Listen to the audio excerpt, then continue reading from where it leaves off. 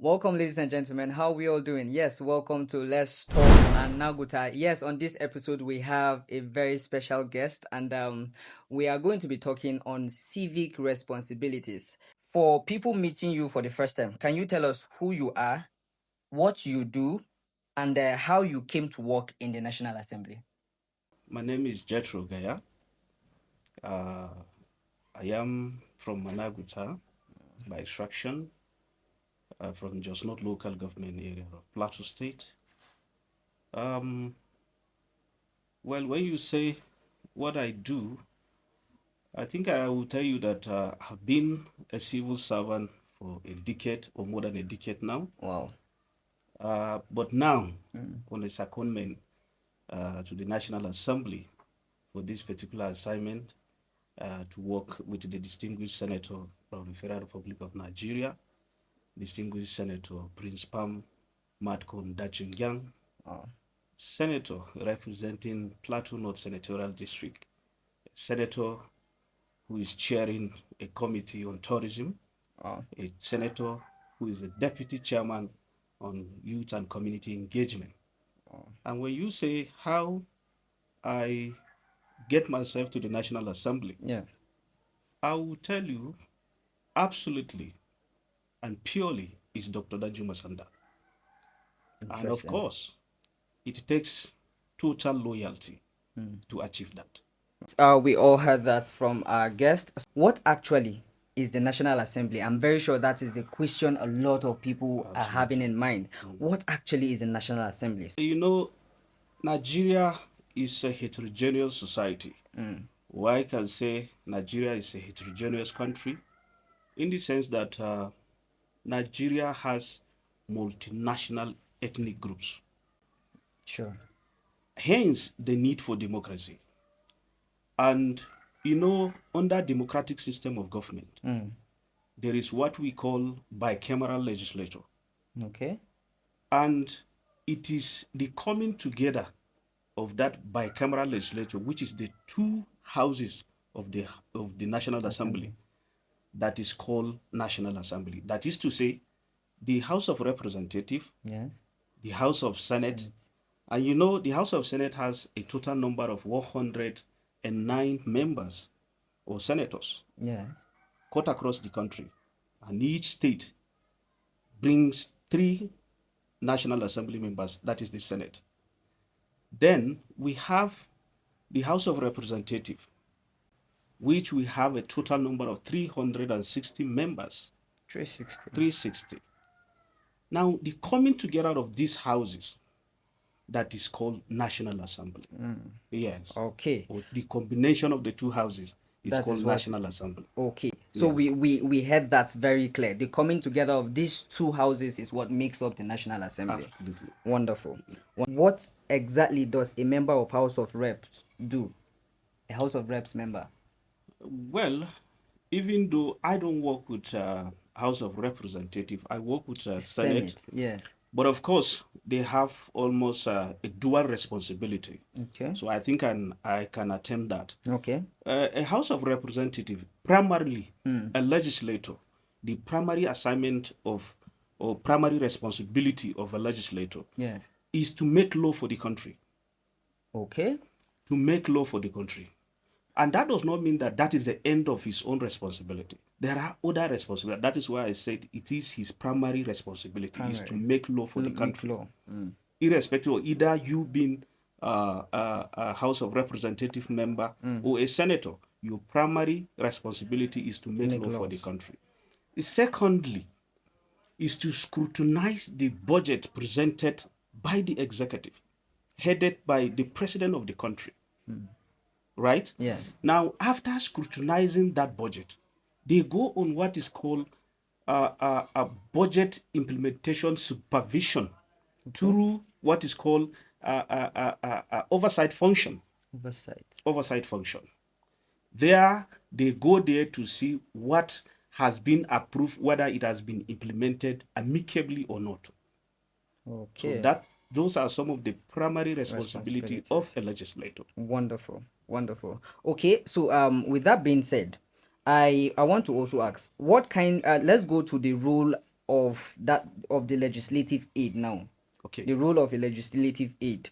You worked as a legislative aid, I Yes. believe. And for someone who has never heard of a legislative aid before, what exactly does the person do, and how important is the person's role in the effectiveness of the senator or House of Rep member? Very effective and efficient. Okay. You see, the system does not make a mistake to permit every legislator to appoint 5 legislative aides. The system does not make mistake. In the sense that they now discover that you alone being a legislator, you cannot carry out this responsibility alone. Okay. Hence the need for the National Assembly to come up with something that will aid you, or people that will aid you in carrying out those responsibilities. Each member, like I said, has the opportunity to appoint 5 legislative aides. 5. First one is the senior legislative aide. Okay. The senior legislative aide and his role. The second person is the legislative aide. The third person is the assistant legislative aide. The fourth person there is the personal assistant. Then the last person there on the list is the secretary to the legislative. To the legislator. Now, each and every one of these 8 has their own responsibility. But above all of them, they aid in making the bills or in developing the bills for the legislator. They aid in making the motions. Okay. Thank you. Yeah, the motions. Motions that are presented at the National Assembly. All these things you see the National Assembly members presenting, they are not just done by themselves alone. Wow. They done in collaboration with these 5 With aides. these aides. Wow. Yes. And somebody will be thinking that the senator or the House of Reps member just sits and does everything by himself. No. Wow. That is why I earlier said that the system does not make a mistake in adding these 5 legislative aides to you. Yes. So that they know that you cannot do it alone. Obviously. And that is why they allow you to appoint these 5 legislative aides. Wow. Yeah. Wow. Wonderful. So for those of us who are still thinking, just like myself, that are still thinking, or we're thinking that this thing is being done by the senator himself or the reps member himself, you've now heard it and you've now understood, right? So sir, we'll be taking our next question, and I'm very sure a lot of people would want this question. They say, when a representative is elected, what are the major responsibilities that person has to the people who elected them? Okay. I think this time around, we are not talking about either lawmaking or presentation of bills. Yes. You are talking about a relationship between the legislator and the constituents. Yes, exactly. Let me tell you something. There is one mistake that people do. You see, a representative is a messenger. You are not the boss. Thank you, sir. You are not the boss. You are a messenger. So, but unfortunately for us nowadays, politicians, they look at themselves as they are the bosses. You are supposed to be a messenger, somebody that the electorate will ask you to go and do something for them. I think you are a messenger. Of course. But very unfortunate. Reverse is the case in the case of Nigeria. So, what is expected of a legislator in their relationship between him and his electorate is to represent them, to carry their plight, to carry whatever they need, what they need in the constituent. Let him take it. And whatever it happens at the National Assembly, that legislator should be able to report back to the constituency. Yes, and that is where they meet in their relationship. And I can only imagine that a lot of Nigerians now feel like you cannot even talk or say something to the House of Reps member or the senator because they feel, this person is already in charge. But meanwhile, here now, we are made to understand that this person is a messenger who we send to actually go and represent us and do the things that we actually want the person to do for us. You are not the boss, but you are the messenger. Nigerians, we really need to take this. We really need to understand this part and make sure that that we learn to stand for what is ours. Because I think the way Nigeria is going so far, just like you said, it's quite unfortunate that a lot of these people just feel like it is now their right whenever they get over there. Yeah. What do you think the people can do? What do you think the people can do to actually curtail some of these excesses from these legislators? You see, orientation is very important. Just like what we're doing right now. Yes, orientation is very, very key. There are a lot of electorates out there that they don't even know their responsibility. True. They are out there that they don't even know their rights. They don't even know what to do when they discover that their representative is failing. Do you understand? This is sad. Now, how do you even know a good legislator? Big question. You see, feedback in everything that you're doing is very important. Feedback. When you send somebody, like I earlier said, a legislator is supposed to be a messenger, not a boss. Yes. And if you're a messenger, you should know that all the time they are sending you. Of course. And who are those people sending you? They are the electorate. They have voted for you so that you go out there and represent them. Now, if you go there, whatever is happening at the National Assembly, for instance, you come back and tell them. You see, there is room for a town hall meeting. That, in fact, that is why we always have recess. The National Assembly have periods that you will go out there and hold town hall meetings with your electorate. Listen to them. Know their plight. What is their needs? Articulate it. Get it back to the National Assembly. Present it to the National Assembly. And then their needs will be solved. Nigerians, please, let's hold on to this particular point, because this is something we really need to. This knowledge is very thick. Let me take it back again. There is something called a town hall meeting. And I am very sure we've heard a town hall, right? So there's something called a town hall meeting. And it is obviously one of the means we can actually hold our representatives accountable. Absolutely. Because that is where we get to have discussions with them, share our and it's plight and supposed all to that. be done periodically. Okay. Especially at the time where we are on recess. And somebody who does not entice people with money. Thank you for this point, because it is very key. Because I feel a lot of legislators these days try to lure people, but just whenever the time comes, they just give them stipends and just find ways of keeping them quiet and all that. They don't do the needful, but when time comes, they just give stipends just to shut the people up.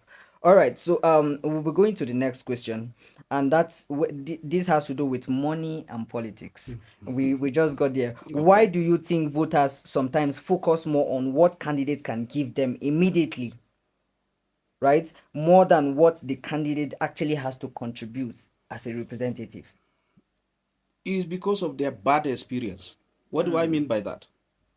They have had legislators that they have sent them to the National Assembly, but they don't get anything in return. So what they now believe is that if we go to him, whatever we get now is our own. And that is not supposed to be so. Very sad.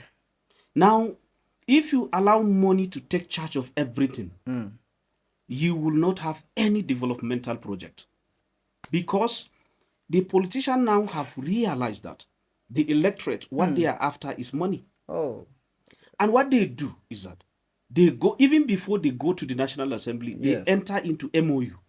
That is the Memorandum of Understanding between those who have money, like companies or those rich people in the society. Give me this money. If I go to the office, I'll pay you back. Maybe with interest.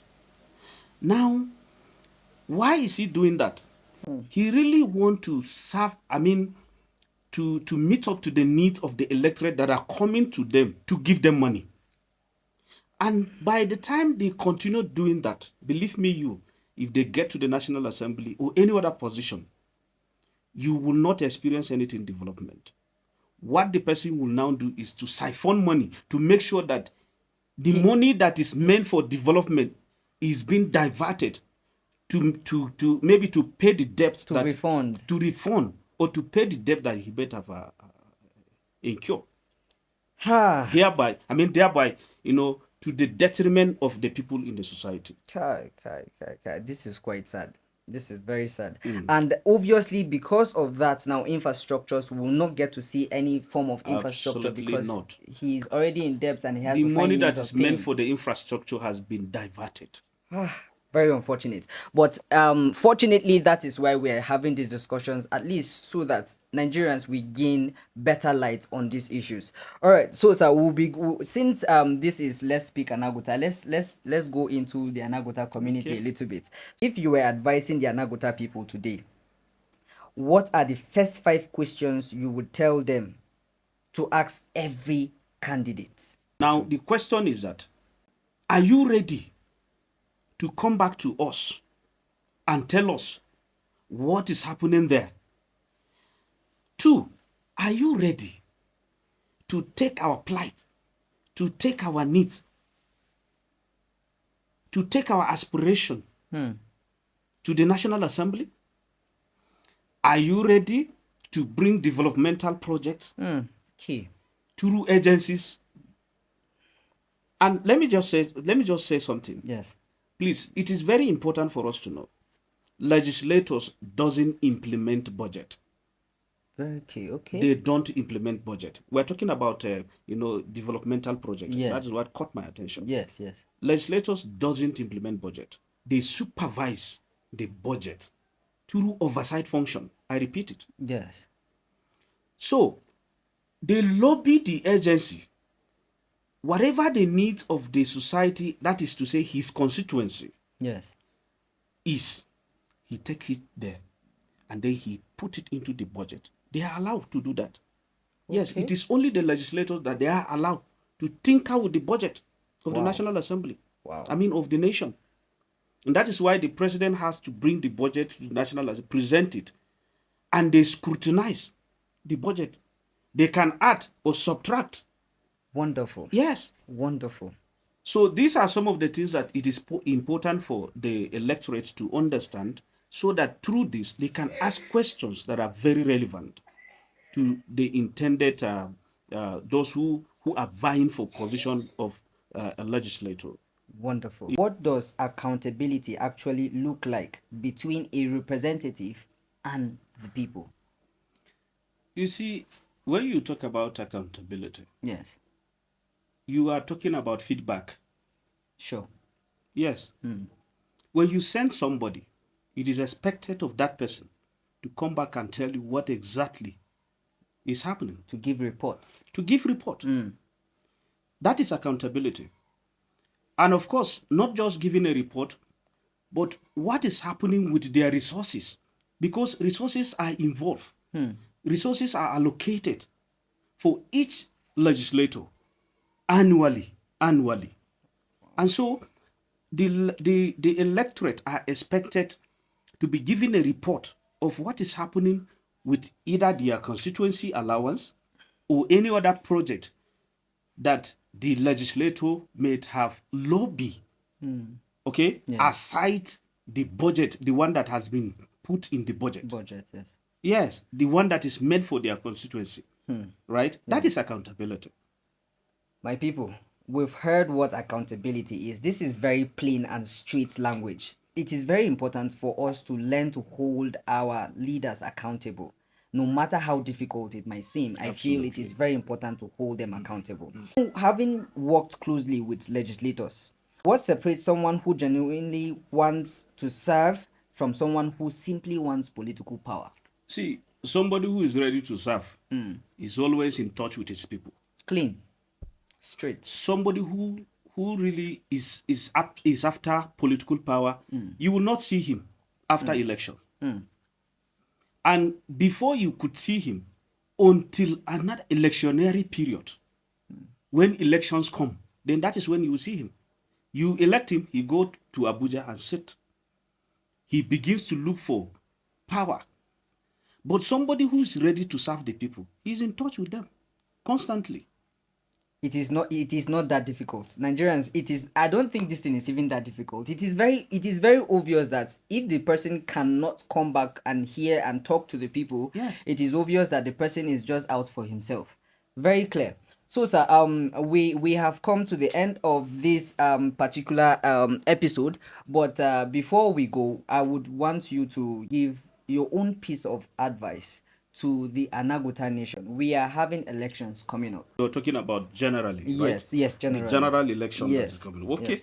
You see, go for the candidates that are ready to come back and report to you what exactly is happening out there, which is very important. Very good. Don't go for a candidate that you can see that, okay, this after election, the person will not come back. Don't go for that kind of person, because he will go there, sit in Abuja, enjoy your money. After that, then he will come back after the election and then come and vie for that position again, go back to Abuja again. But if you elect somebody who is ready to come back and report to you, keep in touch with you through town hall meetings, through interviews, through visiting, I am telling you, you will never regret voting for such kind of person. So, thank you so much, sir, for your time today. You're welcome, It sir. has really been an exciting and educating welcome. episode. We look forward to also having you once more again. And ladies and gentlemen, Anaguta as a nation, I remain Uwen Kinaru, and I'm telling us that it is very important that we make the very right decision at this point in time, because we have a lot of politicians who will come, sweet talk you, give you money just like you've heard, right? And at the end of the day, you will not be properly represented, because the projects that you are supposed to see in your community, you will not get to see it, because this money has already been given to you even before the elections. So let's think wise and let's act wisely. Magodi Wenkini Anaguta.